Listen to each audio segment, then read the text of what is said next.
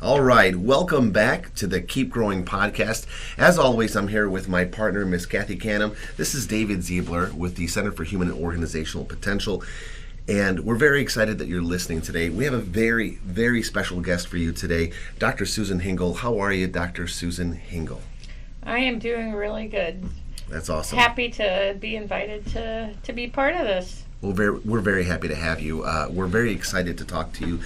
And this is going to be the first of many times we're having you on our show. You may not know that, but she's finding out now, everybody. So that's very exciting. She's had 12 hours notice, by the way. That's the best kind of notice, right? Maybe a little more than 12, but not by much. She's gotten some sleep, some coffee, maybe a breakfast. Nervous. Yeah. And we're ready to go. But Dr. Susan Hingle is an expert in many different things, and one of her areas of interest and expertise, being a wellness expert, being the leader of the Center for Human and Organizational Potential, is burnout, understanding it, learning how to prevent it, learning how to assess it, learning how to get past it even when you are experiencing symptoms of burnout. So, Dr. Hingle, tell us a little bit about what got you interested in burnout and what's going on with burnout today in the workforce or even here at SIU? So I think I got interested in it because people were coming to me struggling. Struggling at work, struggling at home, trying to figure out how to reconcile the different pieces of their lives. And then I got really interested in it after a former learner of mine actually committed suicide. And I felt like I maybe missed some clues, but definitely felt like I didn't know what to do, definitely didn't do enough. And it was a very, very deep feeling to experience that. Sure. Yeah, I'm so sorry that occurred. I think it's a story that's tragic and unfortunate, but unfortunately, many of us can connect in some way to having a story similar. We know someone who's been hurt by someone who's been burnt out and who's had some really negative effects because of it. For the audience and for those who may not know what burnout is, can you quickly define it for us and tell us a little bit about truly what it is and how it shows up? And how is it different from just stress? Yeah, or just being tired. Yeah. So first I want to clarify, there are studies now that show that burnout and suicide are not linked. Okay. But that was, again, my entree into looking at this. Sure. So there's also currently concern about the term burnout, that a lot of people feel that the term burnout indicates or has some sense of judgment to it, that the person who's experiencing the symptoms is not good enough, not strong enough, not able to take care of themselves, when in reality burnout happens to people because of the environments that they exist in.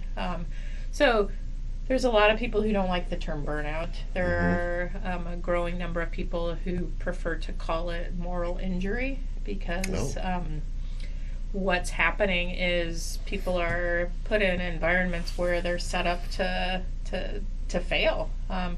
They're asked to do things that are inconsistent with their own values. And so even the terminology is potentially changing depending on who you talk to. But essentially, the symptoms of burnout are people start to feel a sense of depersonalization, like they're not really invested in what they're doing, they're just going through the motions.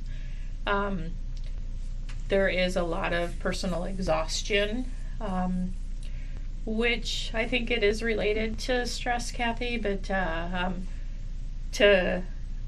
the nth degree. It's like stress on steroids, and then people get so exhausted that they, if they're able to, they just go through the motions. And the biggest challenge is it causes a loss of meaning in work. And when you think about the work of people in our organization, providing patient care, providing education to future healthcare team members, people do that because they want to make a difference. They want to help people, and they don't feel that anymore. And so then some of the consequences are, not only do they leave the organization, they leave the profession. We have a lot of healthcare team members who stop being physicians, who stop being nurses, who stop being medical assistants, and they go and work in restaurants and sell insurance. Not that there's anything wrong with those, but you think about what they invested in their education to get where they're at, and they stop doing it because they don't find it meaningful. Sure. And it's the environment mostly that causes this, right? The employer or and I'm asking, I'm not telling, but it's the environment that causes the moral injury, right? And then creates a person who is burnt out. Is that correct? Is that correct? Right. Yeah, and the environment, I mean, it's such a fast-paced environment with so much asked of people, and I'm sure you guys experience that too. There's this theory called self-determination theory, and it's a theory that sort of predicts what causes people to engage and be activated and be fully immersed in their work. And the elements of self-determination theory are competence, autonomy, and relatedness or relationships. And so the competence is, do people have all of the skills that they need to be successful? Do they have the tools that they need to be successful? So one of the challenges that healthcare is facing in general right now is we don't have enough people. And so people are asked to do things that they were never trained to do. And when you are teaching people how to be a nurse or a doctor or whatever, and you don't feel like you know what you're doing, that's kind of scary. It's very scary. And when you're asked to provide patient care to people, again, when you haven't been trained to do something, and people often are afraid to say, I don't know how to do this. They are just pushed so hard and so fast that they just do it. And so that's the competence piece. They want to have all of the knowledge, skills, and tools necessary to be able to fully engage. The second is autonomy. So are our systems set up so that people don't have to ask, they can just do? And so if they I'm trying to think of a scenario. If they know how to do, they see a workflow that's not working. They're trying to get patients in the room faster, and they have an idea of, I have an idea that I'd like to try. Can they just try it? Or are our systems so inflexible that if they try it, they're going to get in trouble? And there's a lot of people who feel like they're going to get in trouble. Sure. But we need to set up our system so people have the autonomy. They're the experts. They're the ones living it day in and day out. And we were just talking about signage for how to get around this place. Some people would just stick up signs saying this is the way to the auditorium. But other people may be afraid that they don't have the autonomy to do that they might get in trouble because they put tape on the walls or something like that. And so we need to have systems of trust that allow for that autonomy. And then the third element is relatedness or relationships. And this is been really, really challenged with the work compression that we live in right now. People used to have lunch together or go to the break room and have a cup of coffee. And now almost no one takes a break anymore, and people would go to the break room or the physician's lounge, but now they're too busy to do that, and they really are starved for those relationships. Working from home is really, really desirable for a lot of reasons, but it also has sort of separated us more from our peers. And that is when we looked at a couple of the CHOP programs. That was the biggest thing that people were getting out of it, were the relationships. People really are starved for that. And so that's what we need to do, is really kind of focus on how do we give people the skills, the excuse me, the autonomy and the relationships to connect to their work better.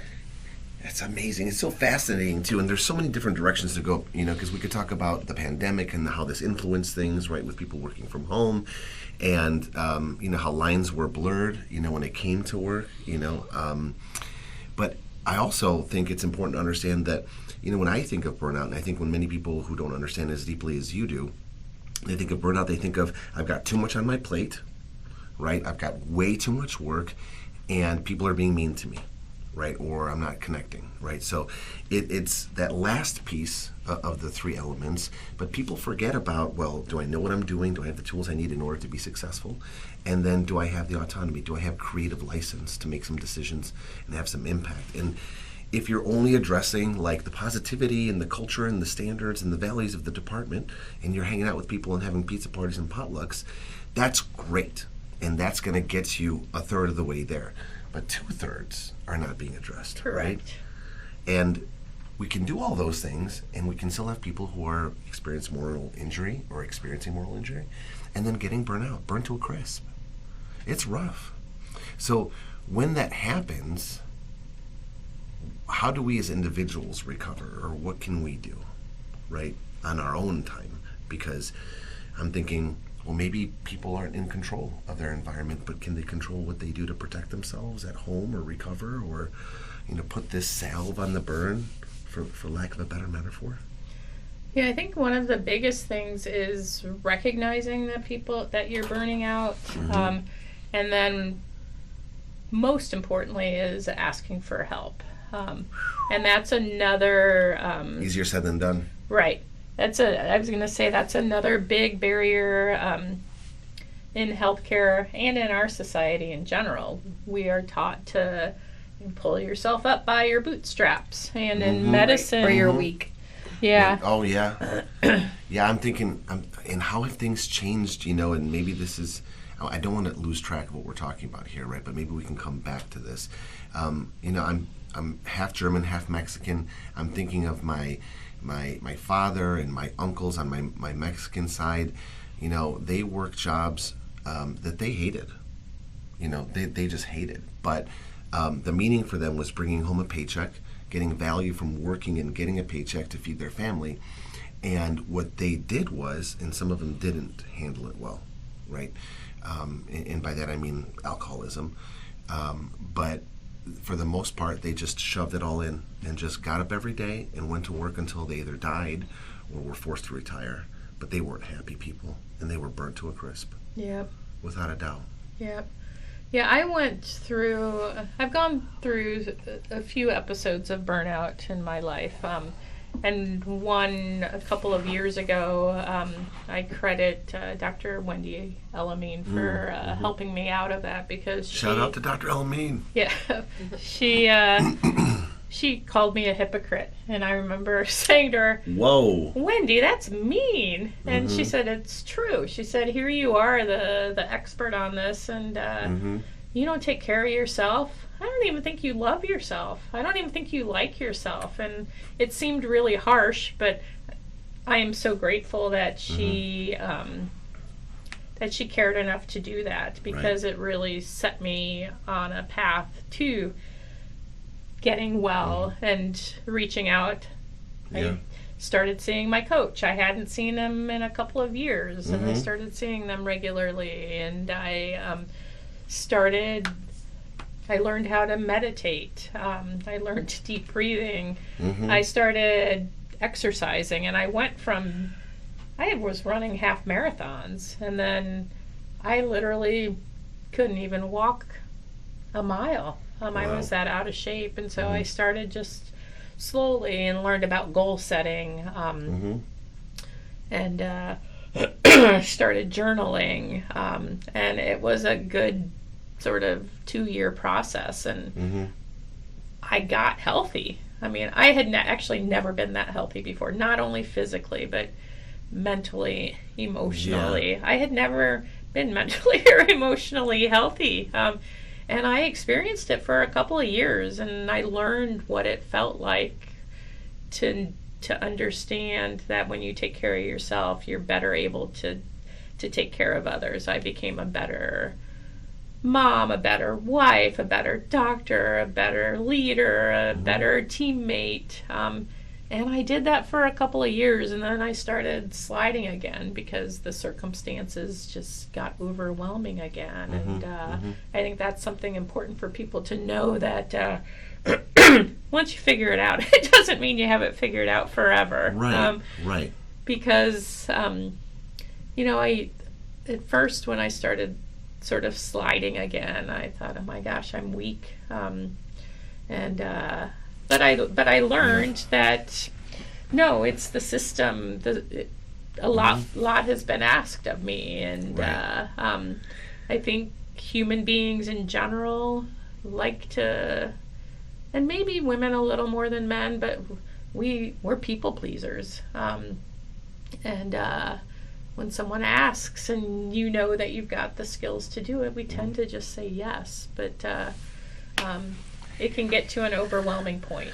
I just got like 3 more topics right there, and Yeah, everything right? she was just talking about. Oh yeah, no, this is going to be. I mean, the branches of the plant that is keep growing, are always Yeah. being added. But I feel like it's a catch-22, right? You get to a place, you have this tough love situation, right? Call it a slap and a hug, pow, and then come here, I love you, right? Wake up, I love you, but you need to hear this. And then you get better, you get stronger, you get to a better place, and then you get to this place where you're like, yeah, I can say yes to that because I'm healthy and I can handle it, and I can say yes to that, and I feel good and I'm energetic and I can say yes to that. And next thing you know, because you leveled up, you can take more on, and then it's the cycle, right? So that goes back to, well, how do we heal ourselves, which I think you were talking about: exercise, meditation, deep breathing, utilizing different resources like coaches and therapy. But then how do we set the boundaries to protect ourselves once we get there? What's your advice on that? Oh, I'm not a good person for boundary setting at all. Okay. What do you think, Kathy? How do you set boundaries, or what do you think? If you were advising Dr. Hingle. I'm not great at boundaries either, and that's why I'm really looking forward to a future that's why podcast I keep passing the about buck, boundaries. because I'm not good at But either. I feel like I am in my I'm in my prerequisite course right now on boundaries, so I'm deeply exploring it, but I am far from being in a situation where I could advise anyone. But I definitely recognized a while back that is a significant contributor to my unhappiness, I suppose, in a lot of ways, and of course leading to forms of burnout. So I'm just tipping my toes in the water a little bit, and I have to stop myself very regularly and question what I'm saying yes or no to. Obviously, Sue is our boss. Sue is our boss. Right. I can't say no when you tell me to. Our fearless leader. When you tell me to work on the impact report, God knows I've tried, but that means I have to stop and say, okay, well, how do I set boundaries on everything else, that all the other directions that I'm being pulled in all day long? And the other day we talked a little bit about, I know we just segued into boundaries, and that's not what wasn't necessarily my intent, but you said something like, well, what else do you have going on? And I rattled off a couple things. And you're like, okay, well, those aren't as important as this. So blah, blah, blah. And then you watch out of my office and I'm like, well, there's like 35 more things that are going to sit and eat at me. And I just had to be like, okay, this is one of those times when I almost have to picture boundaries. You know, like, well, what's going to happen if I continue to, I'll knock this one, and this one out and avoid the project I'm supposed to be working on. Next thing you know, 4 hours have passed. So I just have to always be thinking about that, and I look forward to deep diving with others that are better at it than me. So sorry, I went a little too far. No, it's okay. I veered off the. It's related. It's related because having good skills around setting boundaries prevents you from, experiencing symptoms of burnout, or at least of being exhausted and feeling frustrated that you can't do what you have on your plate. And I'm thinking of certain time management and prioritization techniques that we talk about. Dr. Suk-Young Seo is an expert, and she's going to come back and talk to us about a number of different things in the future, and maybe we can have her talk about that. But triaging tasks, right, and prioritizing, but most importantly, labeling what are absolutes, must-dos, right? And then those things that, for example, can be put on a waiting list. And then according to that waiting list, maybe we even deep dive and say, what's a level 1 waiting list item, a level 2, a level 3, 1 being most important, 3 being least important. Because there are certain things that I don't want to say no to, right? And maybe personally, for my list, it's different for others. It's just going to be something that you could easily say no to. For me, when someone calls me and says, David, I need your help, I'm hurting, right? I'm in a real bad place. Can you meet? Absolutely. I'm hurting. I need you. I don't know what to do. And if I hear in their voice, maybe it's cracking, it's anxious, it's nervous, I will put aside a report. Right? I will put aside a email. I will put aside, cleaning my office or working my way through something, because this human, right, who I can hear and sense is hurting. That's for me. Maybe I need to do the work myself. Will always, take priority, right? So maybe we just list those things. Yeah, there's this great, I'm thinking about Brene Brown. She has this values exercise, and it's pretty simple. There's a list of common things that people commonly cite as their values, and I think the first step is you circle 10 of them, and then you're asked to whittle it down to 5, and then you're asked to whittle it down to 2. And so you come up with sort of your 2 core values, how you want to live your life, and one of the core values can be service to others. And if that ends up being one of your core values, when you're being tasked with doing a lot of things, you're like, okay, how does this fit with my values? If I say no to this, am I still living a values-driven life? If I don't get everything done exactly on time, am I okay because my 2 core values are X and Y? And most of the time, it's going to be yes, unless organizational skills is one of your core values or something, then you might want to make different decisions. But I'm thinking that exercise can be really helpful to people. Yeah. One thing that I that I've started working harder on is the cost and reward of saying yes or no. And sometimes it's a matter of like which one. Yes, the cost of me saying yes to this is really great. I'm going to get XYZ out of it. But what's the cost? Did I say that? No, it's a reward. I said it wrong. I said that's a reward. What's a reward? But the cost is that I'm maybe not doing something that's more important and it has a bigger deadline, things like that. So it's like, well, which one is more important? So I have to kind of, I like having like a formula, that kind of helps with me. I'm still not really great at it, but I'm working on it. Someone said something to me once about that when she's done working, she's done working. And I'm like, I'm never done working. Like, and so I had to deep dive into that a little bit. Like, why? Yeah, it's really why interesting. am I done working? Mm-hmm. I think we used to separate them better, but now with technology and accessibility, and that was something else that came out of the pandemic. We got used to working Just at being home. on. And the lines got blurred. Yep. Yeah. You know, your 10-minute break at home, well, if you really think about it, what'd you do with your 10-minute break at home? Right? Did you sit and stare at the wall and breathe for a minute? Did you go outside and walk, or did you do the laundry? It's 15 minutes, by the way, David. What'd I say? 10? I said 10. I'm just kidding. I think legally it is 15, yeah. It is but double check me on that, right? But did you breathe, or did you go, take out the trash, flip a load of laundry, flip a load of laundry, right? You know, that you weren't breaking. So, and I think, it definitely. But you are. I know we could go all over the place with that. For some people, like I enjoy. That's one of the things I like about being at home is that I keep up on my laundry and the dish. So that fills me up. So I guess it kind of depends. Like, are you the kind of person that needs to sit down and have some solitude? I don't know what it is. Or do you like flipping the laundry? So it's hard to say, I guess. I like when chores are done, right? But doing them, not for me. Not for me, right? When the clothes are organized by color and they're folded, like the Gap folds them nicely, and like, wow, look at that. Boy, I'm getting old. You ever just stare at your t-shirt cupboard and just like, wow, that looks nice and that feels good? Is that just me?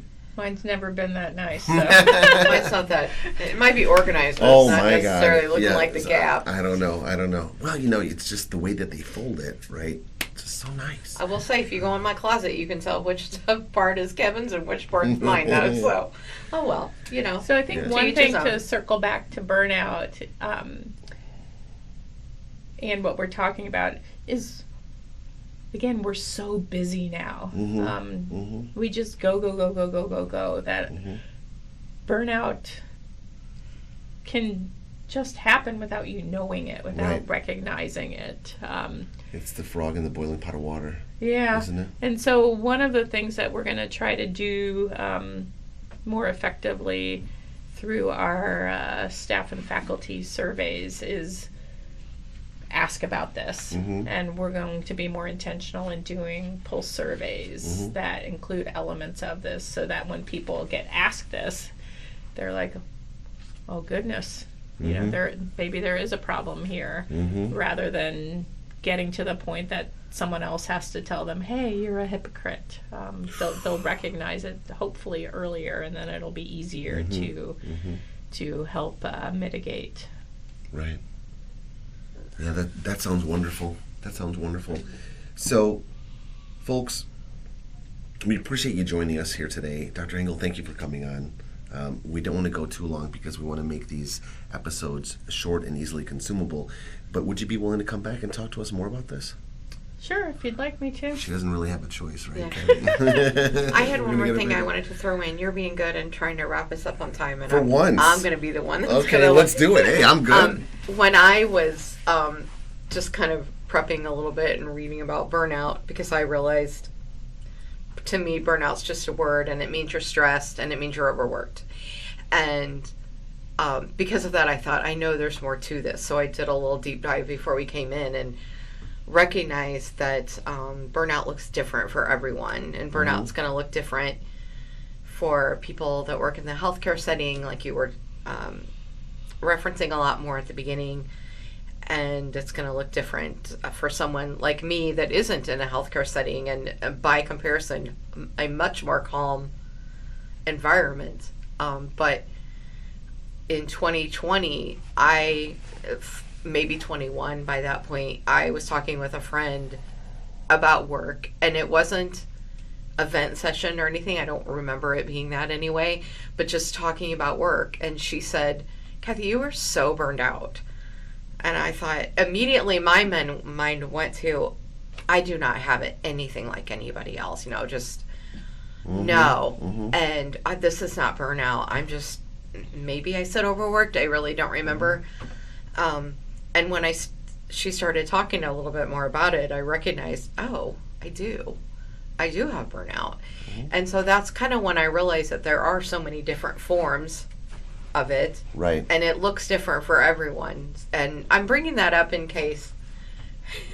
Not the time. I'm just making sure it's still recording. Sorry, okay. everybody. The screen went dark on us. Just a little behind the scenes thing. Go ahead. David's whipping his hand around. I thought he was giving me the wrap it up. Which, no. You know, I want you to keep talking. Go. Now I forgot what I was saying. So anyway, when I recognized that, I say that because if for anyone that might be listening, don't be like me and write it off. If something doesn't feel right, if something feels different than it did in the past for you, it could be burnout, and explore it a little bit. Maybe contact CHOP for some coaching, possibly to explore it a little. Without a doubt. Nice plug, Kathy. We're here to serve. We offer a lot. She got the survey up, so I'm like, I'm going to do one too. Yeah, there you go.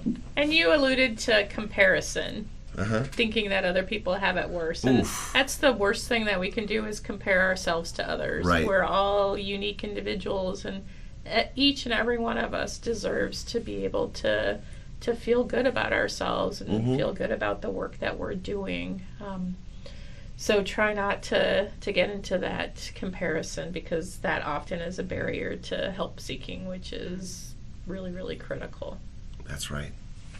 You know, I'm going to go on for an extra. I'm sorry, we need to wrap it up now, David. No, I have to. Okay. But here's the thing. You know, we talked about when you were healthy or healthiest, Dr. Hingle, that's what's on the other side of understanding burnout and working through burnout and preventing burnout. It's your best self, right? And conversely, we know, right, that in a state of burnout, when someone has reached it, there are serious ramifications, right? I mean, health ramifications, right? Bodily and physical problems that can arise. I mean, you know, blood pressure, cardiovascular disease, depression, anxiety, lack of sleep, which then causes a cascade, insulin resistance. I mean, so many different things. So, yes, it's a problem if you don't fix it, but if you do, on the other side of it, right, is a life that is just filled with much more joy and excitement and health. So, folks, keep growing, keep listening, keep commenting, keep letting us know what you want to hear about, and thank you so much for joining us today, all of you. Take care, and we'll see you next time.